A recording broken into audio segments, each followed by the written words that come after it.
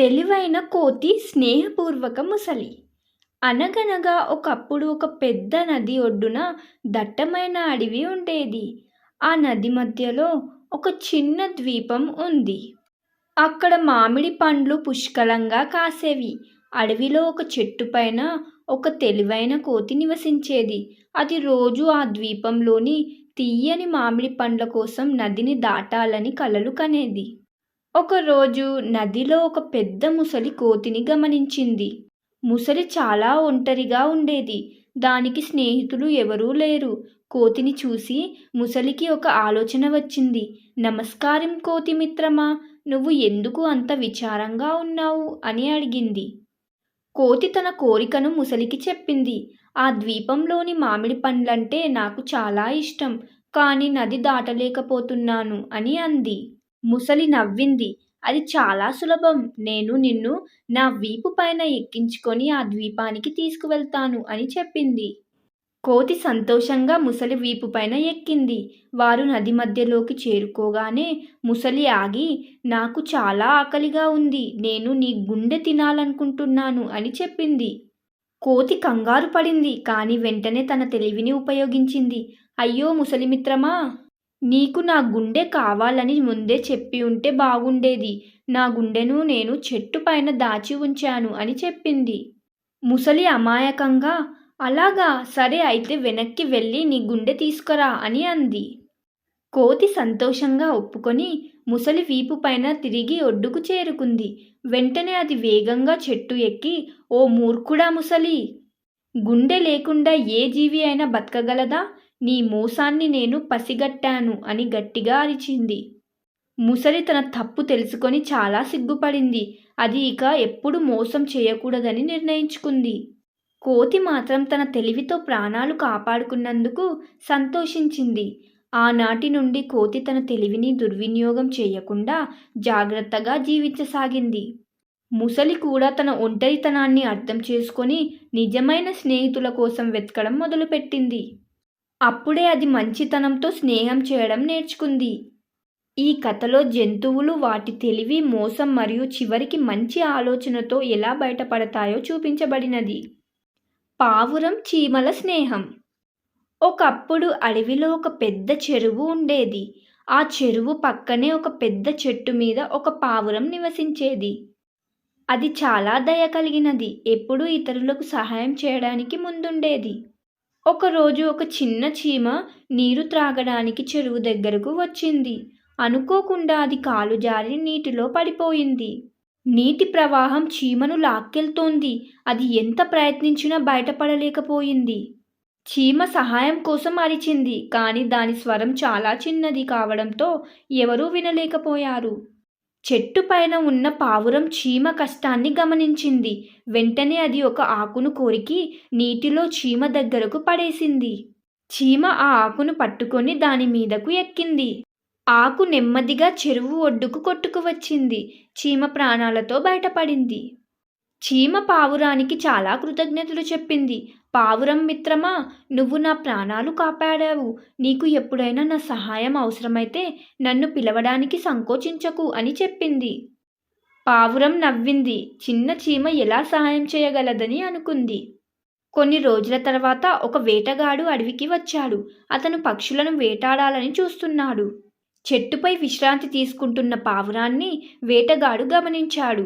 అతను నెమ్మదిగా పావురాన్ని లక్ష్యంగా చేసుకొని తన వలను విసరడానికి సిద్ధమయ్యాడు. అదృష్టవశాత్తు అప్పుడే ఆ దారి గుండా వెళ్తున్న చీమ వేటగాడిని చూసింది. తన ప్రాణాలు కాపాడిన పావురం ప్రమాదంలో ఉందని చీమకు అర్థమైంది.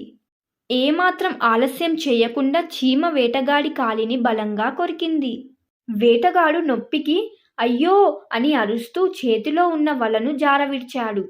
ఆ శబ్దానికి పావురం మేల్కొని ప్రమాదాన్ని గ్రహించి వెంటనే ఎగిరిపోయింది. అది సురక్షితంగా తప్పించుకుంది. పావురం వేటగాడు వదిలిన వలను కాలిని పట్టుకున్న చీమను చూసింది. జరిగిందంతా అర్థమై తన ప్రాణాలు కాపాడిన చీమకు పావురం మనస్ఫూర్తిగా కృతజ్ఞతలు చెప్పింది. ఆ రోజు నుండి పావురం మరియు చీమ మంచి స్నేహితులయ్యారు. చిన్న జీవులు కూడా పెద్ద సహాయం చేయగలవని, స్నేహం అనేది పరిమాణంతో సంబంధం లేదని ఈ సంఘటన వారికి నేర్పింది. వారి స్నేహం అడవిలోని ఇతర జంతువులకు కూడా ఆదర్శంగా నిలిచింది. తెలివైన కాకి దాహం. అనగనగా ఒకప్పుడు వేసవి కాలంలో తీవ్రమైన ఎండలు ఉండేవి. ఒక కాకికి చాలా దాహమేసింది. నీటి కోసం అది చాలా దూరం ఎగిరింది. కానీ ఎక్కడ నీరు దొరకలేదు. ఎగురుతూ ఎగురుతూ చివరికి అది అలసిపోయి ఒక చెట్టు మీద వాలింది. అక్కడ నుండి చూస్తుండగా దూరంగా ఒక కుండ కనిపించింది. ఆశగా కాకి ఆ కుండ దగ్గరకు ఎగిరింది. కుండలో నీళ్లు ఉన్నాయి, కానీ అవి చాలా తక్కువగా అడుగు అడుగున ఉన్నాయి. కాకి తన ముక్కుని ఎంత పెట్టినా నీటిని అందుకోలేకపోయింది. కాకి నిరాశపడలేదు. అది తన తెలివిని ఉపయోగించాలని అనుకుంది. అప్పుడు దానికో ఆలోచన వచ్చింది. అది చుట్టూ చూసి దగ్గరలో కొన్ని గులకరాళ్ళు పడి ఉండటం గమనించింది. కాకి ఒక్కొక్క గులకరాయిని తన ముక్కుతో తీసుకుని కుండలో వేయడం ప్రారంభించింది. మొదటి రాయి, రెండో రాయి, మూడో రాయి, అలా అది నిదానంగా ఓపికగా రాళ్లను కుండలో వేస్తూ పోయింది. ఒక్కో రాయి వేసినప్పుడల్లా కుండలోని నీరు కొద్ది కొద్దిగా పైకి రావడం ప్రారంభించింది. చాలాసేపు కష్టపడిన తర్వాత కుండలోని నీరు చివరికి పైకి వచ్చింది. కాకి సంతోషంగా నీటిని తాగి తన దాహాన్ని తీర్చుకుంది. అది కడుపు నిండా నీరు త్రాగి సంతోషంగా ఎగిరిపోయింది. ఈ కథ ద్వారా మనం నేర్చుకునేది ఏమిటంటే, కష్టపడితే, ఓపికతో ఆలోచిస్తే ఎంతటి కష్టాన్నైనా అధిగమించవచ్చు. అలాగే సమస్య ఎంత పెద్దదైనా తెలివిగా ఆలోచిస్తే దానికి పరిష్కారం దొరుకుతుంది. చిన్న చిన్న ప్రయత్నాలు కూడా పెద్ద ఫలితాలను ఇస్తాయి. సింహం మరియు ఎలుక స్నేహం. ఒకప్పుడు దట్టమైన అడవిలో ఒక బలమైన సింహం ఉండేది.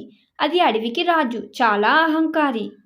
ఒకరోజు అది వేట ముగించుకొని ఒక చెట్టు కింద నిద్రపోతుంది. అదే సమయంలో ఒక చిన్న ఎలుక ఆడుకుంటూ సింహం మీదకు పరిగెత్తింది.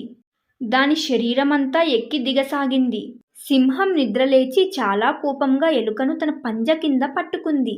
ఓ చిన్న ప్రాణి, నన్ను నిద్రలేపావు, నిన్ను చంపేస్తాను అని గర్జించింది.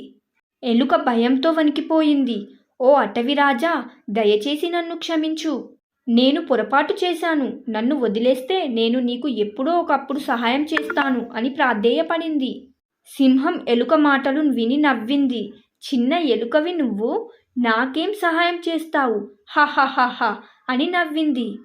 అయినప్పటికీ దాని దయ వల్ల సింహం ఎలుకను వదిలేసింది. ఎలుక సంతోషంగా అక్కడి నుండి పారిపోయింది. కొన్ని రోజుల తర్వాత సింహం వేటగాళ్ల వలలో చిక్కుకుంది. అది ఎంత ప్రయత్నించినా వలను తెంచుకోలేకపోయింది. అడవి రాజు అయిన సింహం నిస్సాయంగా ఉండిపోయింది. దాని గర్జన అడవి అంతా వినిపించింది, కానీ ఎవరూ సహాయం చేయలేకపోయారు. సింహం అరుపులు విన్న ఎలుక ఆ దిశగా పరిగెట్టుకుంటూ వచ్చింది. సింహం వలలో చిక్కుకుపోవడం చూసి అది ఆశ్చర్యపోయింది. ఓ సింహం మిత్రమా, భయపడకు, నేను నిన్ను రక్షిస్తాను అని అంది. సింహం ఆశ్చర్యంగా చూసింది. ఎలుక తన పదునైన పండ్లతో వల తాడులను కొరకడం ప్రారంభించింది. చిన్న చిన్న తాడులను అది వేగంగా కొరికి తెంచింది. కొద్దిసేపట్లోనే ఎలుక చాలా తాడులను తెంచేసింది. సింహం వల నుండి బయటపడగలిగింది. సింహం ఎలుకకు చాలా కృతజ్ఞతలు చెప్పింది. నేను నిన్ను చిన్నబుచ్చాను, నన్ను క్షమించు. చిన్నవైనా బలహీనమైనా సరే, ఎవరైనా ఎవరికైనా సహాయం చేయగలరని నువ్వు నాకు నేర్పించావు అని అంది.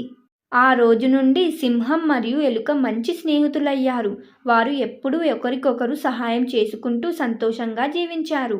ఈ కథ ద్వారా మనం నేర్చుకునేది ఏమిటంటే, స్నేహం అనేది బలం లేదా పరిమాణంతో సంబంధం లేనిది. చిన్న ప్రాణులు కూడా పెద్దవారికి సహాయం చేయగలవు. ఎవరిని తక్కువ అంచనా వేయకూడదు అని ఈ పాఠం ద్వారా మనకు అర్థమవుతుంది. ఈ వీడియోస్ మీకు నచ్చాయని నేను ఆశిస్తున్నాను. ఈ వీడియో మీకు నచ్చినట్లయితే ఖచ్చితంగా కామెంట్ చేయండి. సబ్స్క్రైబ్ కూడా చేయడం మాత్రం మర్చిపోకండి. మరొక మంచి వీడియోతో మీ ముందుంటాను. అంతవరకు మన ఛానల్లో ఉన్న వీడియోస్ అన్నీ చూసేయండి. Bye bye.